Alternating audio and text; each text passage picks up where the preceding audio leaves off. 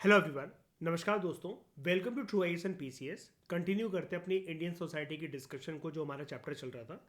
अभी तक इस चैप्टर में हम लोगों ने लास्ट बात जो करी थी वो करी थी मल्टी कल्चरलिज्म और प्लूरलिज्म के बारे में। और ये टेबल मैंने आपको बताया था और ये भी बताया था कुछ ज़्यादा फर्क नहीं होता है इसमें, तो वो आप समझ गए होंगे। अब एक फ्रेश टॉपिक की शुरुआत हम लोग यहाँ से करते हैं, किनशिप, मैरिज एंड फैमिली। ठीक है। सबसे पहले दोस्तों, ये टर्म्स कुछ ज़्यादा समझने वाली नहीं है, लेकिन फिर भी एक चीज़ मैं आपको बताता हूँ टॉपिक स्टार्ट करने से पहले। जो भी ये टर्म्स है ना, किनशिप, शादी, परिवार, और किनशिप का मतलब होता है रिश्तेदारी। ठीक है। ये सारी की सारी जो टर्म्स हैं, ये एक तरीके से याद रखना सोशल कंटेक्स्ट में यूज करी जाती है, जिसके अंदर आपको इन लोगों के साथ जुड़कर सोशल नॉर्म्स के अंतर्गत अपने आप को चलाना होता है और इनका हमेशा लेना देना होता है इन तीनों टर्म्स का आपके सोशल रिलेशंस के साथ। ठीक है। अब आप कहोगे सर, फैमिली को भी क्या हम सोशल रिलेशंस या सोशल नॉर्म्स या सोशल कंटेक्स्ट के अंतर्गत देखेंगे क्या?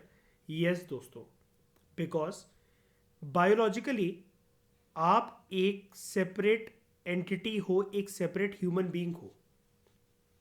वो किस्मत की बात है कि आपका जिस भी घर परिवार में जन्म हुआ, जैसी भी उसकी इकोनॉमिक परिस्थिति है, जो भी गरीब मोहल्ले में आपके लोग रहते हैं, आपके घर पे जो भी धर्म वगैरह फॉलो करे जाते हैं, वही सारी वैल्यूज़ आपके अंदर इनकलकेट करी गई। और परिवार के लोग ही आपको ये बताते हैं कि आपको दूसरे लोगों को कैसे देखना है, सामाजिक टॉपिक्स को किस तरीके से इंटरप्रेट करना है, आपके अंदर वैल्यूज़ क्या क्या इनकलकेट करनी है। अगर आप एक मुसलमान परिवार में पैदा हुए हो, तो जब भी कोई घर आपके आया हुआ है तो दुआ सलाम उसको करना है। हिंदू परिवार के अंदर पैदा हुए हो तो पैर छू के नमस्ते बोलना है। ये सारी अलग अलग तरह की वैल्यूज़ आपको सोसाइटी में आप किस तरीके से अपने आप को पोर्ट्रे करोगे, ये घर परिवार से ही तो मिलती हैं, है ना। डिटेल में हम इन सारी चीज़ों को डिस्कस करेंगे अभी थोड़ी सी देर में, लेकिन पहले इन तीनों टर्म्स को ज़रा हम डिकोड करते हैं। ठीक है। ज़्यादा कुछ है नहीं यहाँ पर अभी डिकोड करने के लिए, लेकिन ये दो टर्म्स तो आप देखो अच्छे से समझते ही हो। किनशिप आज हमारा टॉपिक है जिसको हम स्टार्ट करेंगे वैसे आज के लेक्चर में। ठीक है। किनशिप होता है रिश्तेदारी, आपके रिलेटिव्स, ब्लड रिलेशंस भी हो सकते हैं या फिर ऐसे रिलेशन जो कि खून के बाहर हो और आपने रिश्तेदारी बना रखी हो। कैसे होता है वो अभी हम डिस्कस करेंगे। मैरिज, खून के बाहर जो रिश्तेदारी आपकी होती है वो शादी के संबंध के बाद बनती है। ठीक है। और ये कहीं ना कहीं देखो रिलेटेड है। अगर आप यहाँ पर मैरिज के आस्पेक्ट को एकदम बीच में लाओ, जैसे आप ये मानो कि आपकी जो रिश्तेदारी है वो कजन्स के साथ है अभी तक। ठीक है। आपकी जो फैमिली है वो अभी आपके मम्मी पापा भाई बहनों की फैमिली है, real brothers, real sisters, real mother father. और आपके जो कजन्स हैं, चाचा ताऊ के बेटे या बेटियां हैं, वो आपके रिश्तेदार हैं। अब आप अपने आप को इमेजिन करो, अब आप अपनी खुद की फैमिली, सेपरेट फैमिली और सेपरेट किनशिप बनाने जा रहे हो। कैसे बना पाओगे? मैरिज। इसलिए मैंने आपको ये बोला था, ये चीज़ें सोशल कॉन्टेक्स्ट में देखी जाती हैं। कैसे देखी जाती है सोशल कॉन्टेक्स्ट के अंदर? अब शादी के बाद जो आपकी रिश्तेदारी होगी, अभी तक अनमैरिड एक कोई पर्सन है या कोई बंदी है, वो क्या ये बोल सकते हैं किसी भी पर्सन को कि मम्मी, मेरा एक दोस्त घर पर आ रहा है और वो मेरा एक ब्रदर इन लॉ भी है। मम्मी, मेरी एक सहेली घर पर आ रही है और वो मेरी सिस्टर इन लॉ भी है। ये वाली चीज़ आप अगर बोलोगे, आपको खिंचा कर एक थप्पड़ पड़ेगा या फिर उड़ता हुआ तवा किचन से आएगा आपके मुंह पर। शादी लेकिन आपको क्या करती है, एक सोशल सैंक्शन दे देती है, सोशल सैंक्शन दे देती है हर एक चीज़ का। जैसे जब हम मैरिज के टॉपिक की तरफ आएंगे तब हम बात करेंगे। आप एक फीमेल हो, किसी भी परिवार के अलावा अन्य मर्द के साथ आप एक रूम में रात को जाकर सोने को तैयार हो एक बेड पे, वो आपको परमिट होगा क्या? परमिशन मिलेगी क्या? बिल्कुल भी नहीं मिलेगी। लेकिन शादी आपको एक सोशल सैंक्शन दे देता है कि जहां आपके मम्मी पापा कितने भी स्ट्रिक्ट हो, आपकी अरेंज मैरिज क्यों ना करवा दी हो, आपकी लव मैरिज के लिए क्यों ना मान गए हो, कैसे भी नेचर के माँ बाप हो, शादी से पहले तो आपको ये वाला काम नहीं करने देंगे। क्यों? क्योंकि अभी आपके पास सोशल सैंक्शन नहीं है। जिस दिन आप मौलवी जी के सामने कबूले कबूले कबूले को कबूल कर लेते हो, हिंदू पंडित के सामने 7 फेरे ले लेते हो, गुरुद्वारे में चुन्नी बांधकर 4 फेरे लगा लेते हो, और चर्च में फादर के सामने मंजूरी देते हुए किस कर लेते हो, तो आपकी हो जाती है शादी किसी एक व्यक्ति से और आपको मिल जाता है सोशल सैंक्शन। फिर जो आपका स्पाउस होता है, अगर आप फीमेल हो तो आपका स्पाउस होगा आपका हस्बैंड, अगर आप एक मर्द हो तो आपका स्पाउस होगी आपकी वाइफ। फिर आपको हर एक चीज़ का सोशल सैंक्शन मिल जाता है। अब उसी सोशल सैंक्शन के चलते आपके ऊपर आती है कुछ रिस्पॉन्सिबिलिटीज। अब रिस्पॉन्सिबिलिटीज की तो चलो अलग बात है, लेकिन उसके साथ आपके आते हैं जीवन में कुछ एक्स्ट्रा रिश्ते, जिनको अगर आप प्यार से निभाओगे तो आपका घर परिवार अच्छे से चलेगा, लेकिन नहीं निभाओगे तो आपके घर में कभी ना कभी किसी बात को लेकर कलेश होगी। कैसे? अभी तक फैमिली के दायरे में आप किसको फैमिली मान रहे थे? अपने मम्मी को, अपने पापा को, अपने छोटे भाई बहनों को, ये आपका परिवार था। लेकिन अब आपकी हो गई है शादी, आपका है कोई हस्बैंड या आपकी है कोई वाइफ। अब सिर्फ आपका दायरा ये नहीं रह गया आपके घर परिवार का जिसको आप परिवार मान रहे थे। अब इसके अंदर वाइफ की मम्मी, वाइफ के पापा, हस्बैंड की मम्मी, हस्बैंड के पापा, और वाइफ के मम्मी पापा के अलावा उसके जो भाई बहन हैं, अब वो रिश्ते आपके साथ जुड़ गए हैं। उसकी बहन आपकी बहन, उसका भाई आपका भाई, उसके मम्मी पापा आपके मम्मी पापा। और वहीं से जो आपका जो रिश्तेदारी का जो दायरा था, अभी तक आप सिर्फ अपने भाइयों को अपना भाई समझते थे, अपने कजन्स को अपना भाई समझते थे। लेकिन अब आपकी बीवी के घर से, आपके हस्बैंड के घर से जो उनके कजन्स आएंगे, वो भी अब आपके किनशिप का पार्ट बनेंगे।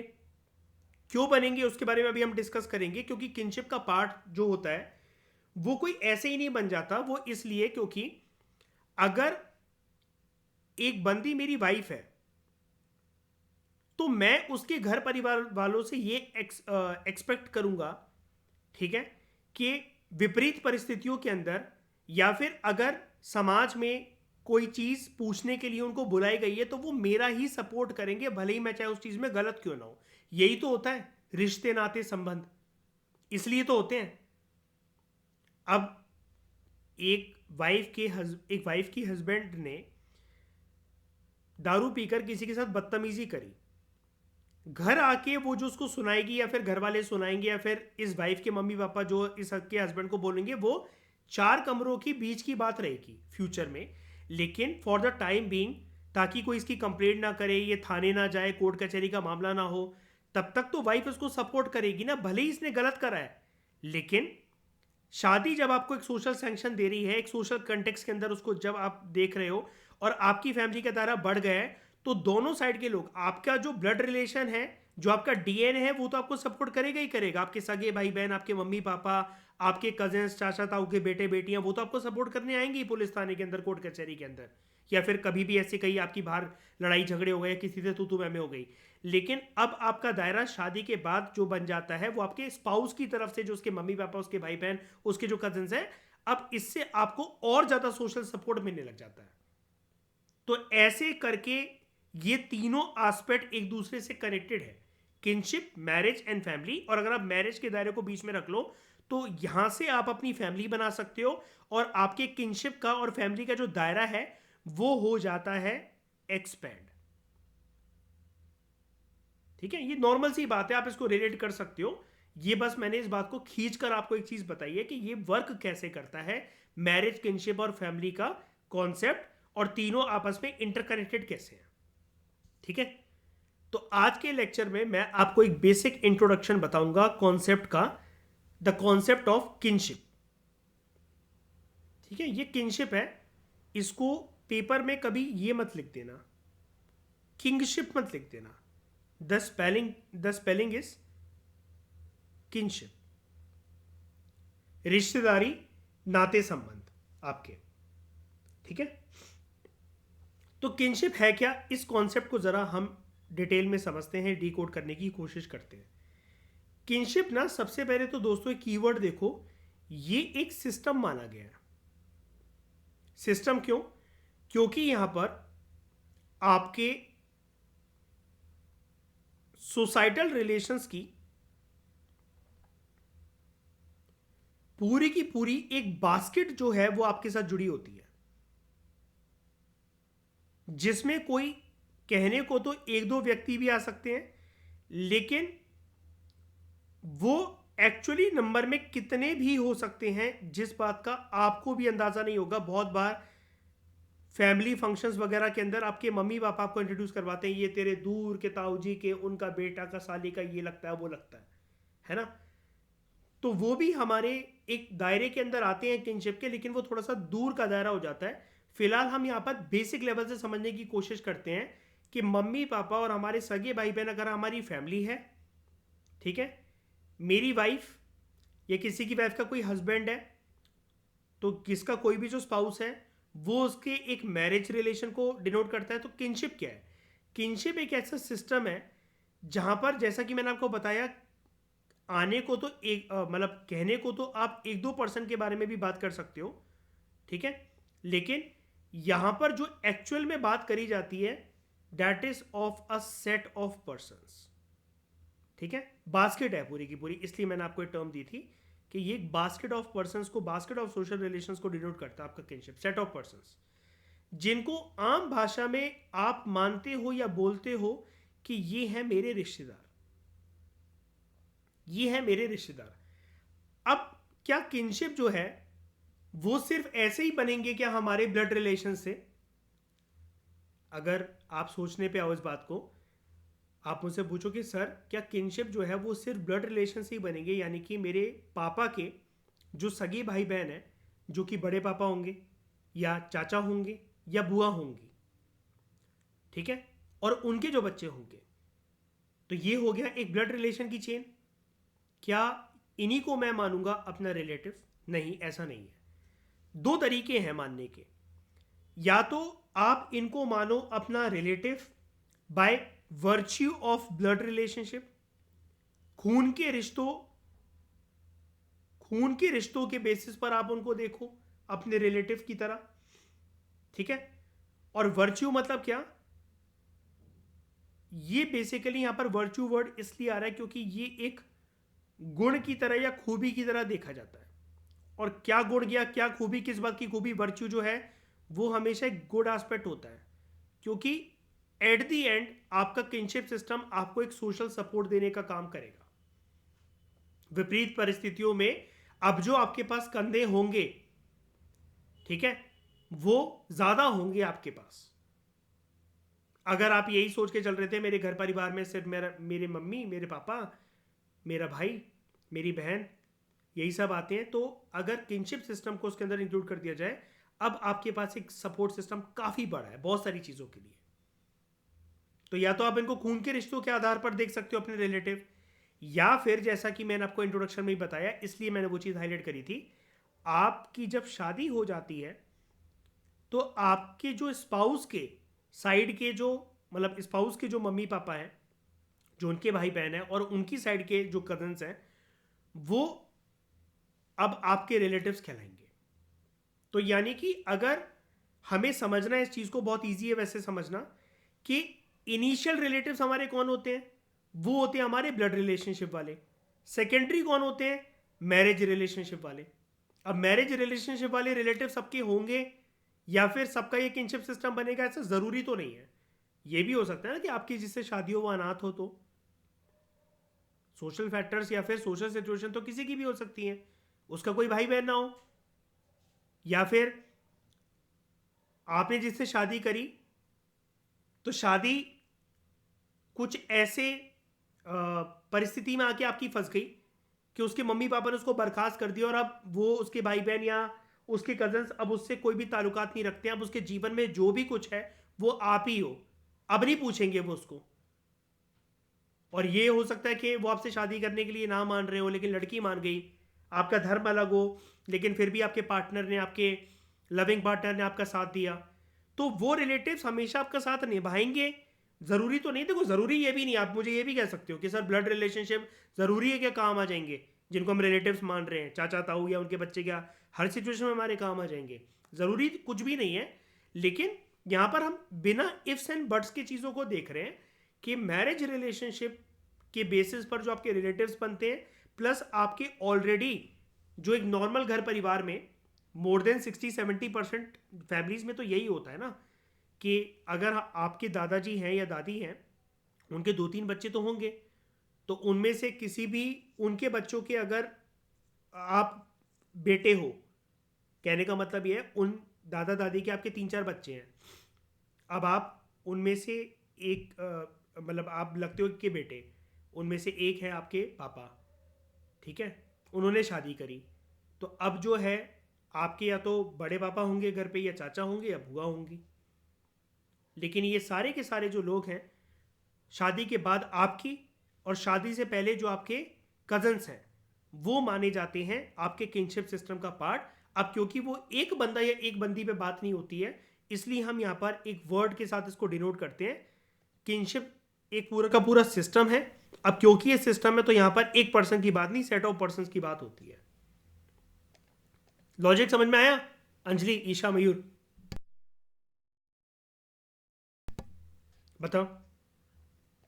ठीक है। अब अगर हम देखें, ये किनशिप सिस्टम कभी ना कभी कहीं ना कहीं से तो ओरिजिनेट हुआ होगा ना। इंसान जब पृथ्वी पर आया तो उसके मन में ये वाली बात कैसे आई कि मुझे अपना घर परिवार का जो दायरा है, जो रिश्ते नातों का जो दायरा है, उसको एक्सपेंड करना है।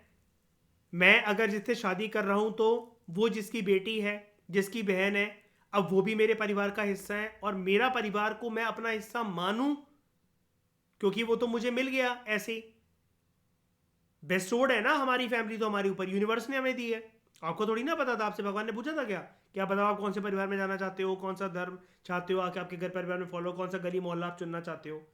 तो ये इसकी शुरुआत कहाँ से हुई, यानी कि ह्यूमन साइकोलॉजी के अंदर ये वाली बात बैठी कैसे? इसके लिए हमें स्टडी करना पड़ता है अपने एंसेस्टर्स को, और एंसेस्टर्स की स्टडी को या फिर ह्यूमन के फुटप्रिंट्स की स्टडी को आप जानते हो कि एक अलग सब्जेक्ट से हम डिनोट करते हैं, जिसको हम कहते हैं एंथ्रोपोलॉजी। तो एक डिक्शनरी है बहुत फेमस, जिसको हम कहते हैं डिक्शनरी ऑफ एंथ्रोपोलॉजी। इसके अंदर एंथ्रोपोलॉजिकल टर्म्स जो हैं वो डिफाइन करे गए हैं। According to the dictionary of anthropology, kinship system जो है, इसके अंदर ऐसी सोसाइटी, ऐसे समाज की बात होती है जो कि रिलेशनशिप्स को रिकॉग्नाइज करे। तो सोसाइटी रिकॉग्नाइज रिलेशनशिप्स की यहां पर बात होती है। अब कहने का मतलब ये है, यहां पर आपके जो भी रिश्ते नाते हैं उसको सोसाइटी मंजूरी देती है। तभी मैंने आपको यहां पर एक कीवर्ड बता दिया था पहले, ये टेक्स्ट को स्टडी करवाने से पहले। सोशल सैंक्शन मिलना दोस्तों जरूरी है। आप अभी जाकर, आप शादीशुदा नहीं हो, मान लो आप तीनों ना शादीशुदा नहीं हो, या आप में से जो भी यूट्यूब की ऑडियंस मुझे सुन रही है, आप अपने आप को इमेजिन करो आप शादीशुदा नहीं हो। अभी आप बोल कर देखो घर पे कि ये मेरा साला लगता है या ये मेरी साली लगती है। आप ये बोल के देख लो, ये मेरी वाइफ लगती है।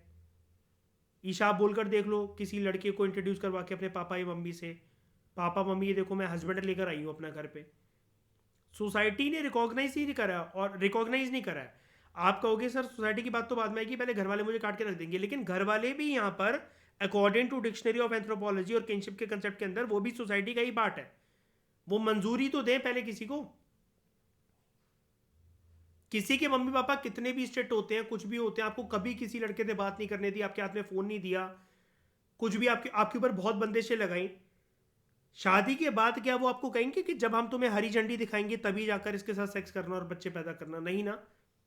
फिर तो अगर आप अपने मम्मी पापा के घर पे भी रुकने आ रहे हो, कमरा बंद करके आप अपने हस्बैंड के साथ सो रहे हो, शारीरिक संबंध बना रहे हो, उनको कोई आपत्ति नहीं है, क्योंकि अब जो है समाज की नजरों में आपके रिश्ते को हरी झंडी मिल चुकी है, सोशल सैंक्शन मिल चुका है। तो यहां पर जितने भी रिलेटिव्स की हम बात कर रहे हैं वो सोसाइटी रिकॉग्नाइज रिलेशनशिप है। कहने का मतलब ये है, आप ऐसे बोल तो किसी को भी देते हो, ये मेरा जिगरी है, ये अंकल बहुत अच्छे हैं, ठीक है, ये तो हमारे फैमिली की तरह है। लेकिन वो तरह जो है, आप बोल रहे हो ना फैमिली की तरह, वो फैमिली की तरह, फैमिली की तरह ही होते हैं, वो फैमिली नहीं बन सकते। कोई लड़की अगर मुझे राखी बांध रही है, कहने को वो जो है मेरी बहन हो जाएगी, मैं उसको बहन बोलूंगा, वो बोलूंगा, लेकिन जो असली मेरी बहन होगी, ब्लड रिलेशन वाली, या मेरे जो क्लोज कजन्स होंगे, जो मेरी बहन लगेगी, चाचा की लड़की, ताऊ जी की लड़की, बुआ की लड़की, जितना वो मेरे पेन को फील कर सकते हैं, जितनी खुशी में वो मेरे खुश हो सकते हैं, बाहर वाले हो सकता है कि ऐसा करे, लेकिन बाहर वालों के साथ मनमुटाव होने के बाद वो हो सकता है मुझे छोड़ दे। घर परिवार के लोग इतनी इजीली नहीं छोड़ते हैं। क्यों? यहां पर DNA, close blood relationships connected होते हैं। और बात करें अगर शादी की बात की, तो अगर मुझे ये पता है, किसी इंसान को ये पता है कि मेरी वाइफ मेरे मम्मी पापा के लिए इतना करती है, उसने अपना सरनेम चेंज कर लिया, सब कुछ छोड़ के मेरे घर आ रही है, तो उसके घर वालों के, उसके मम्मी पापा को या उसके मम्मी पापा के लिए कुछ करने के लिए मैं क्यों सोचूं, मैं क्यों सेकंड थॉट रखूं? ये चीज है। तो ये सोसाइटी रिकॉग्नाइज रिलेशनशिप होते हैं। यहां पर सोशल सैंक्शन होना बहुत जरूरी है इन रिलेशनशिप्स को, रिलेशनशिप्स बोलने के लिए जो भी आप टैग दे रहे हो इनको, कि ये मेरा साला है, ये मेरी साली है। इवन आप अगर आप ये भी बोल रहे हो कि मेरे ये चाचा का लड़का है, ताई जी की लड़की है, ठीक है, बुआ की लड़की है, बुआ का लड़का है, तो हर चीज को सोसाइटी रिकॉग्नाइज करेगी। ठीक है। अब यहां पर दो चीजें हो सकती है कि जो आपने रिश्ते बनाए ना, वो आपकी दो चीजों के ऊपर हो सकते हैं। एक हो गया कि आपके वो एक्चुअल जीन्स के साथ कनेक्टेड है। ठीक है, एक्चुअल जीन्स के साथ कनेक्टेड है, या फिर वो रिश्ता एक सपोज्ड रिश्ता है। आपने माना हुआ है इस रिश्ते को कि मैं इस रिश्ते को इस प्रकार से अपने मन के अंदर, अपनी साइकोलॉजी के हिसाब से इस तरीके से मैंने इस रिश्ते को सोच रखा है। अब दोनों चीजों को जरा जस्टिफाई करते हैं। सबसे पहले हम समझते हैं कि ये जीनोलॉजी वर्ड का मतलब क्या होता है। जीनोलॉजी वर्ड का दोस्तों मतलब होता है when you study about your, it is basically a study of your ancestors, आपके पूर्वज के बारे में स्टडी होती है यहां पर। ठीक है, और आप ऐसा भी कह सकते हो उसको, आपकी बेसिकली फैमिली हिस्ट्री के साथ जो भी चीज कनेक्टेड है वो जीनोलॉजी का पार्ट है। और हिंदी में अगर इसको हम कहेंगे तो इसको हम बोलते हैं आपकी आपकी वंशावली, आपके वंशज कौन थे। तो एक्चुअल जो जीनोलॉजिकल टाइज हैं, जो आपके एक्चुअल इंसेस्टर्स हैं, वो क्या हुए? वो हुए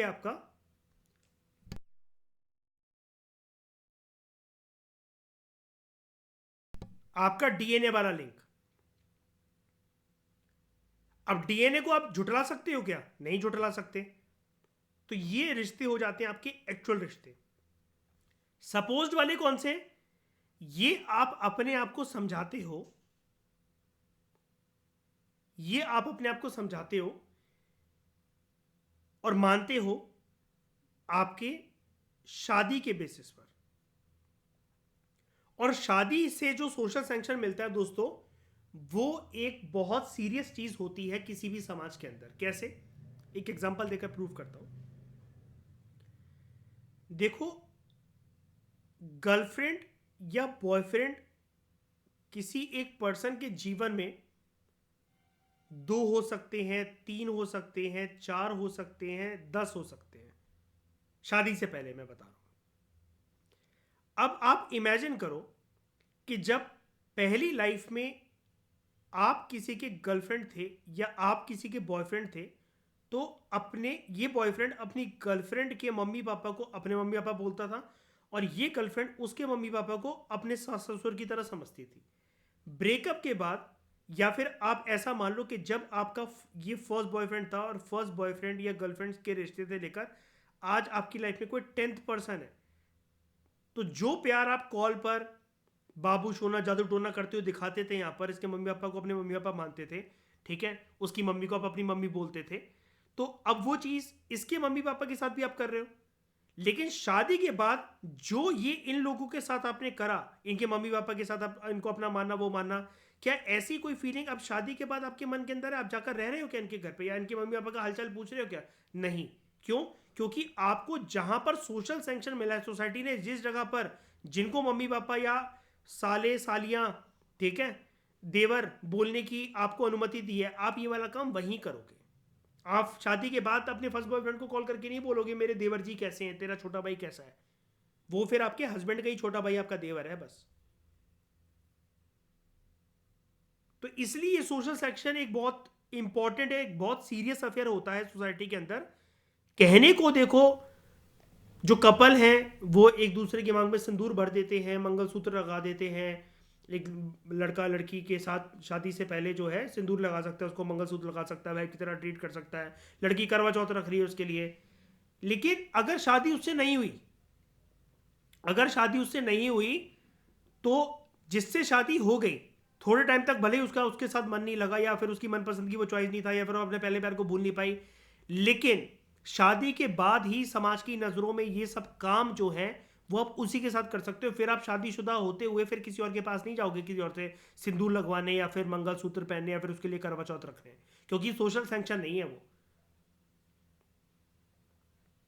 और आपकी आत्मा भी आपको फिर ये कवर करने की गवाही नहीं देगी। इसलिए जो वर्ड है सब इस आज की क्लास का सबसे इंपॉर्टेंट वर्ड है ये सोशल सैंक्शन, सोशल नॉर्म्स। तो ये जो रिलेशनशिप है जिनको आपने मन में मान लिया, ये भले ही मैं मानता हूं कि मन गढ़त है, लेकिन यहां पर आप इन रिलेशनशिप को मान करके ये मेरा किनशिप सिस्टम है, शादी के बाद अब मेरे हस्बैंड के, मेरी बीवी के जो भाई बहन हैं, जो उसके मम्मी पापा हैं, अब वो मेरे मम्मी पापा मेरे भाई बहन लगते हैं। ये आपने भले ही अपने मन को समझाकर ऐसा माना, या मानने लगे हो, या फिर धीरे धीरे करके आदत डाल रहे हो, ठीक है, अपनी वाइफ की मम्मी को मम्मी जी बोलने की, पापा जी बोलने की, और वैसे ही प्यार कर रहे हो जैसे आप अपनी मम्मी पापा को करते हो, अपने भाई बहन को करते हो, उसके भाई बहन को कर रहे हो, अपने साले सालियों को कर रहे हो। ये भले ही चीज़ मन गढ़ंत है एक चीज़, ठीक है, लेकिन ये कहीं ना कहीं कनेक्टेड है किससे? आपकी सोशल रिस्पॉन्सिबिलिटी से। सोशल रिस्पॉन्सिबिलिटी कैसे? तुम कैसे एक्सपेक्ट कर सकते हो कि तुम्हारी वाइफ तुम्हारे मम्मी पापा को इज्जत देगी जब तुम उसके मम्मी पापा को इज्जत नहीं दे सकते? तुम्हारे भाई बहन को प्यार करेगी जब तुम उसके भाई बहन को गाली देते हो? तो इसलिए ये चीज थोड़ी बहुत सोशल रिस्पॉन्सिबिलिटी के ऊपर बेस्ड होती है। और एक्चुअल वाले जो हैं वो तो शादी से पहले ही होते हैं हमारे साथ, एक्चुअल जीनोलॉजिकल टाइज।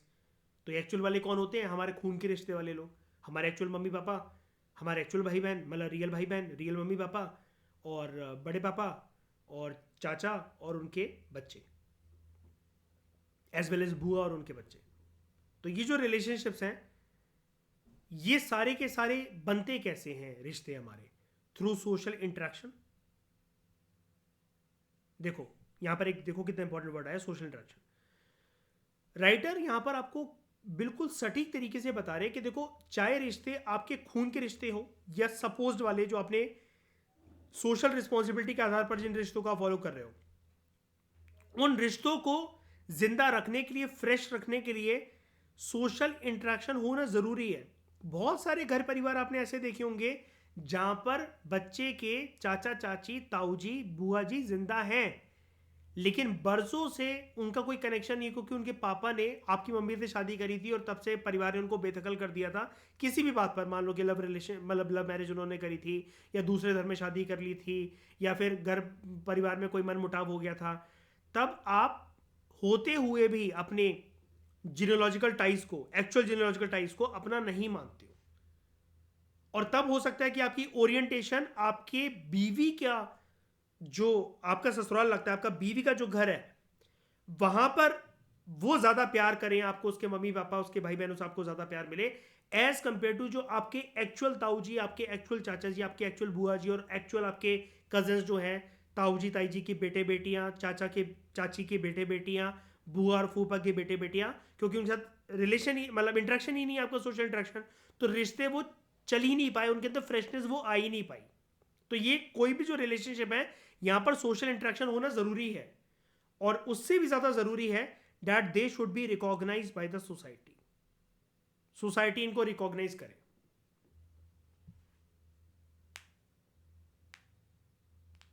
ठीक है, लिव इन रिलेशनशिप, देखो सोसाइटी सोसाइटी की बात है, अभी अगर हम फिलहाल भारत की समाज की बात कर ले, लिविंग रिलेशनशिप में अगर आप अपनी गर्लफ्रेंड के मम्मी पापा से मिल रहे हो, लिविंग रिलेशन में रहने के बाद, मतलब आप लड़की के घर वालों को पता है, आपके घर वालों को पता है कि आप दोनों लिविंग रिलेशनशिप में रहते हो, और कल को आप, अभी आपने शादी करी नहीं है लेकिन कल को आप करने का प्लान बना रहे हो, और लड़की के मम्मी पापा आपसे आते हैं मिलने, थोड़े टाइम के लिए वो आ रखे हैं, शहर आ रखे हैं, तो आप उनको बोल रहे हो पड़ोसियों से कि देखो मेरे सास ससुर आए हैं, पड़ोसी आपका मजाक उड़ाएंगे, आपकी बदनामी करेंगे, लड़की के करेक्टर पे सवाल उठाएंगे, और उसके मम्मी पापा को भी बोलेंगे कैसे से भाई माँ बाप है, क्या परवरिश है, बिना शादी के अपने लड़के को, अपनी लड़की को लड़के किसी गैर लड़के के साथ रुकने देते हैं फ्लैट में, क्या गारंटी है कि इनकी शादी हो जाएगी।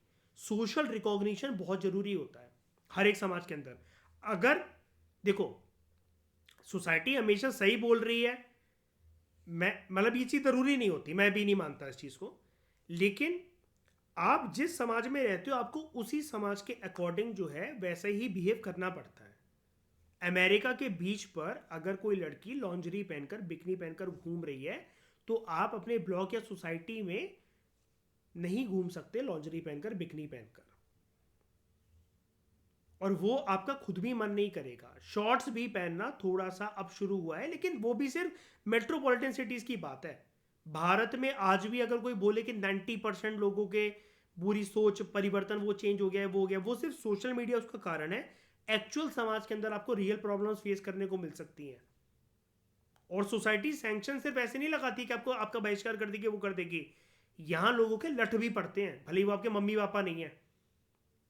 गांव में, ये रूरल एरियाज में अगर आप किसी गैर मर्द के साथ, गैर औरत के साथ कहीं पाए गए हो, खेतों में, जंगलों में, झाड़ियों में, और पता लग गया हिंदू महासभा, बजरंग दल, ठीक है, विश्व हिंदू परिषद, आरएसएस को, तो आपकी शामत है, गधे पे मुंह काला करवा के आपकी पूरी सैर करवाएंगे गांव की सड़कों से। अब आप कहोगे वो मेरे मम्मी पापा नहीं, इनका क्या कहने का बनता है। सैंक्शन नहीं देगी सोसाइटी आपको, फिर आपका घर परिवार भी कुछ नहीं कर सकता। वो अलग बात है कि हमारे पास जुडिशियल सिस्टम है, पुलिस है, कोर्ट है, लॉ है, लेकिन सोशल कंटेक्स्ट या सोशल बाउंड्रीज को तोड़कर कुछ स्टेप उठाने का काम सोसाइटी कम ही रिस्क पर करने की कोशिश करती है, क्योंकि जो सोसाइटीज में लोग फ्रीडम और लिबर्टी के नाम पर कुछ भी कदम उठाते हैं तो उनकी जान को भी खतरा हो जाता है। अब आप ये नहीं कह सकते वो सोसाइटीज अंडर डेवलप्ड हैं या लोगों की फ्रीडम बहुत ज़्यादा मतलब मिलनी चाहिए, लोग इसको समझते नहीं, ये लोग गवार हैं। हर एक सोसाइटी की अपनी खुद की पहचान, खुद के दायरे, खुद के रूल्स एंड रेगुलेशंस, खुद की बंदिशें होते हैं। उसमें आप किसी पर्सन को, किसी रूल एंड रेगुलेशन को ब्लेम नहीं कर सकते हो। सोसाइटी हमेशा धीरे धीरे करके प्रोग्रेस करती है। अब मुसलमानों से आप ये बोलो कि भाई तुम हिजाब क्यों पहनते हो, तुम तो अपनी औरत को ढककर रखते हो, उनके पास लिबर्टी नहीं है, फ्रीडम नहीं है, वो नहीं है, तो ये कोई पॉइंट नहीं हुआ। क्योंकि कहने को तो फिर हम हिंदू लोगों को भी ये वाली बात कह सकते हैं कि तुम जो साड़ी पहनाते हो, घूंघट करवाते हो अपनी औरतों से, पेट तो ऊपर उनका पूरा खुला हुआ दिख रहा है, उनके हाथ तो पूरे खड़े खुले हुए दिख रहे हैं, उनकी जो पीठ है, ब्लाउज जो है वो तो सिर्फ पीठ के कुछ हिस्से तक ही कवर कर रहा है उनको, उनकी तो पूरी पीठ कवर है, तो चेस्ट से लेकर कमर तक तो वो पूरी की पूरी न्यूड ही दिख रही है फिर तो आपकी औरत। फिर आप जो है मुंह जो ढकवा रहे हो पूरा का पूरा नीचे तक, या एक पल्लू करवा रहे हो अपनी औरत को, तो वो आप उसको इज्जत कहाँ दे रहे हो। तो बहुत सारे एस्पेक्ट, इसकी बहुत सारी तिकड़म है, उस गुत्थी को हम धीरे धीरे करके सॉल्व करने की कोशिश करेंगे। लेकिन अगेन पॉइंट यही है, ये वाला पॉइंट याद रखना, मैं आपको बहुत इंपॉर्टेंट एक चीज़ बता रहा हूँ कि कोई भी चीज़ सोशल सैंक्शन के अकॉर्डिंग ही किसी भी समाज में करी जाती है। ठीक है, तो किनशिप सिस्टम जो है वो किस चीज़ को रिप्रेजेंट करता है, इसके बारे में हमने इनफ बेसिक ज्ञान तो अर्जित कर लिया। एक पैराग्राफ में और बात करते हैं इसके बारे में कि किनशिप सिस्टम किस चीज़ को रिप्रेजेंट करता है। ये एक प्रकार से one of the basic social institution माना जाता है। बेसिक क्यों? बेसिक इसलिए कहा गया इसको क्योंकि ये आपकी ना कहीं सर्वाइवल नीड्स के साथ जुड़ा होता है। और ये सर्वाइवल नीड्स क्या है? ये सर्वाइवल नीड्स है दोस्तों आपके इमोशंस, क्योंकि आप सिर्फ हड्डियों का और मांस का एक ढांचा नहीं हो। आपको प्यार चाहिए, आपको सपोर्ट चाहिए, आपको सोशल सिक्योरिटी चाहिए। आप ये चाहते हो कि आपके पापा से, आपकी मम्मी से जब कोई कोई गलत बोल रहा है तो आपके घर से चाचा ताऊ निकलकर लठ लेकर बजा दे सामने वाले के।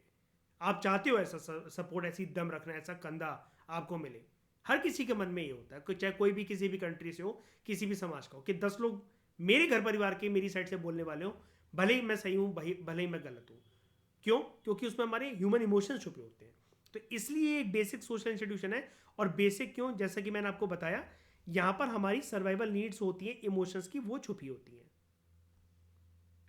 तो किनशिप जो है, क्या सिर्फ भारत में आपको ये देखने को मिलता है, रिश्ते नाते वगैरह जो लोग ये रिस्पेक्ट कर रहे हैं इसकी? नहीं, बिल्कुल नहीं है ऐसा। ये एक यूनिवर्सल एस्पेक्ट है। और बड़ी सारी सोसाइटीज में ये एक बहुत सिग्निफिकेंट रोल प्ले करता है किनशिप सिस्टम आपका, इंडिविजुअल्स को सोशलाइज करने के लिए। सोशलाइजेशन मतलब एक तरीके से आपकी परवरिश के साथ ही जुड़ी हुई चीजें होती हैं। तो सोशलाइजेशन एक ऐसा प्रोसेस होता है, अगर मैं यहां पर आपको बताऊं,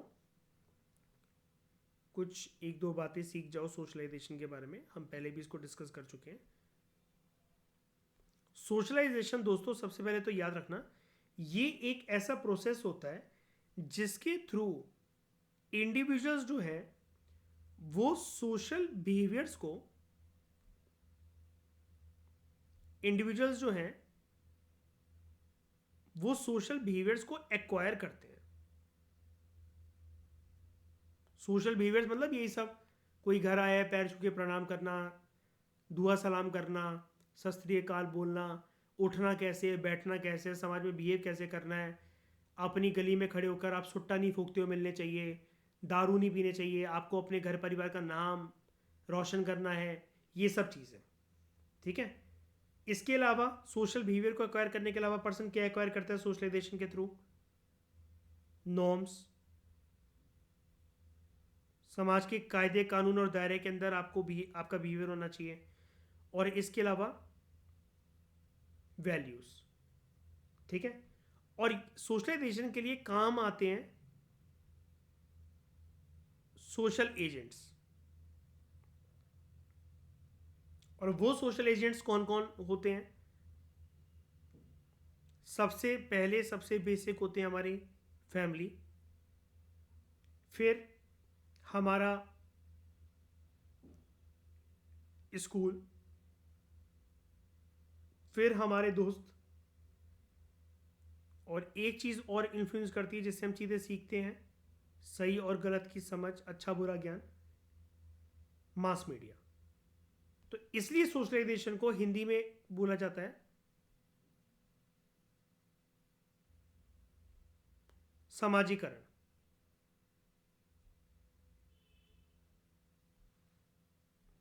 ये एक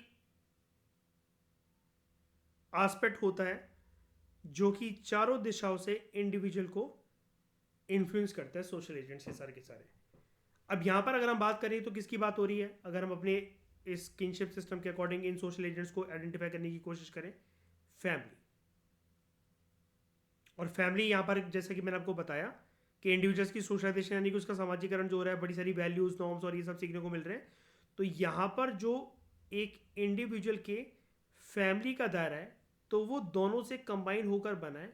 वो फैमिली जो कि डीएनए वाली फैमिली है, और वो फैमिली जो कि सपोज्ड फैमिली है।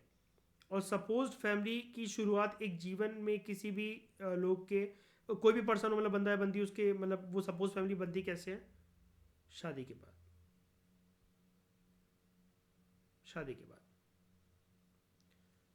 और इससे एक फायदा और होता है, इससे एक चीज मेंटेन रहती है, दैट इज ग्रुप सॉलिडेरिटी। किससे? किनशिप सिस्टम की बात हो रही है यहाँ पर। किनशिप सिस्टम से ग्रुप सॉलिडेरिटी मेंटेन रहती है। अब ये सॉलिडेरिटी का मतलब क्या होता है? देखो, सॉलिडेरिटी का मतलब होता है एक प्रकार से, जैसे कि मैंने आपको बताया था अभी, कि हम हड्डी और इसका ढांचा नहीं है मांस का, हमें चाहिए सपोर्ट। ठीक है। क्योंकि हम ह्यूमन बीइंग से ज़्यादा सोशल बीइंग्स होते हैं। तो सॉलिडेरिटी बेसिकली एक प्रकार से आपका एक सपोर्ट होता है कि कुछ लोग आपको सपोर्ट करते हैं, ठीक है? क्यों करते हैं वो आपको support? Because those people agree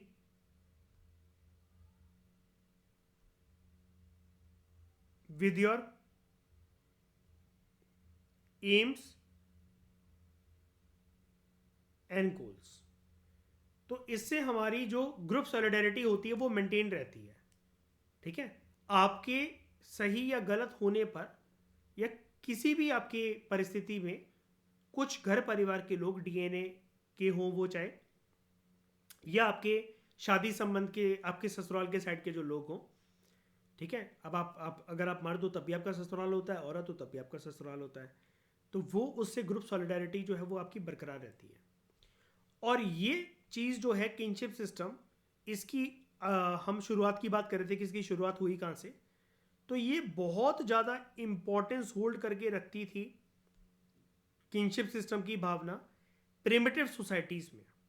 पहले के ज़माने के जो समाज होते थे वहाँ से इनकी शुरुआत हुई थी, ठीक है? और प्रिमिटिव सोसाइटीज जो होती हैं दोस्तों, वो कौन सी सोसाइटीज होती हैं? जो कि अपने प्रिमिटिव सोसाइटीज वो सोसाइटीज होती हैं जो कि अपने इंडिजिनियस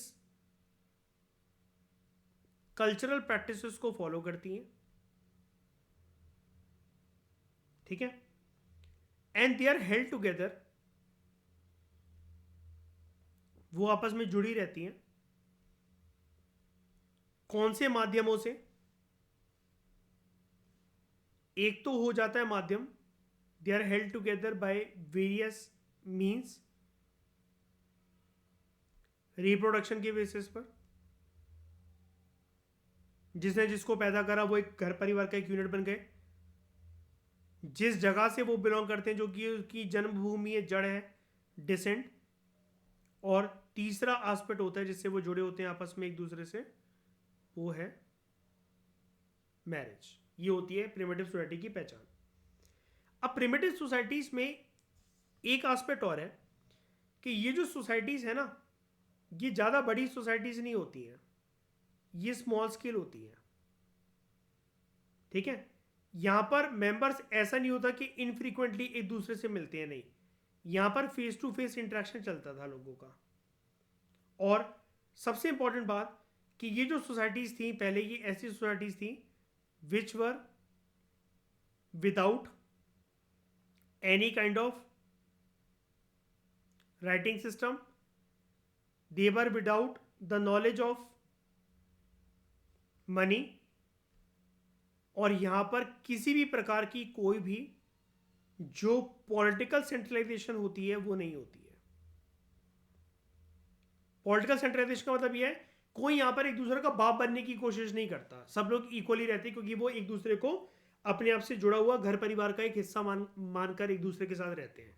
साइकोलॉजिकल कंफर्ट होता है उनके अंदर। और जब ऐसा होता है, अब आज की सोसाइटी कौन सी है? आज तो हम सिविलाइज सोसाइटी के अंदर, मॉडर्न सोसाइटी के अंदर, इंडस्ट्रियल सोसाइटी के अंदर रह रहे हैं। लेकिन राइटर आपको यहां पर यह बता रहे हैं कि ये वाली जो क्वालिटी थी किनशिप की, प्रिमिटिव सोसाइटीज के अंदर सबसे स्ट्रांग थी, और आज जो है ये वीक होती जा रही है। और इसका एक बहुत बड़ा नमूना जो है वीक होने का, वो क्या है, प्रूफ क्या है इसका, कि आज के समय में भारत के अंदर आपको क्या देखने को मिलता है? हम लोग शिफ्ट करते चले जा रहे हैं, डेविएट होते चले जा रहे हैं from joint family system to